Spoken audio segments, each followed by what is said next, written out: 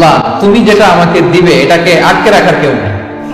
আল্লাহ তুমি যেটা আটকে রাখতে চাও, দিতে চাও না, গোটা বিশ্বের সব শক্তি একসাথে মিলেও এটা আমার সামনে হাজির করার ক্ষমতা কারণ। আল্লাহ তোমার সামনে তোমার আনুগত্য ছাড়া অন্য কিছুর কোনো দাম হয় না।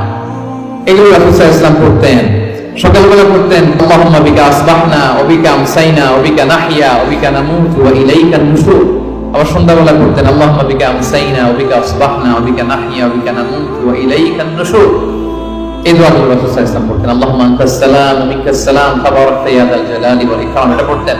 ফজরের সালাতের পর একটা বিশেষ দোয়া পড়তেন আল্লাহুম্মা ইন্নী আসআলুকা ইলমান নাফিআ ওয়া রিজকান তাইয়্যিবা ওয়া আমালান মুতাকাব্বালা। আল্লাহ আপনার কাছে আমি উপকারী জ্ঞান চাই, আল্লাহ আপনার কাছে আমি পবিত্র রিজিক চাই, আল্লাহ আপনার কাছে আমি কবুলযোগ্য আমল চাই।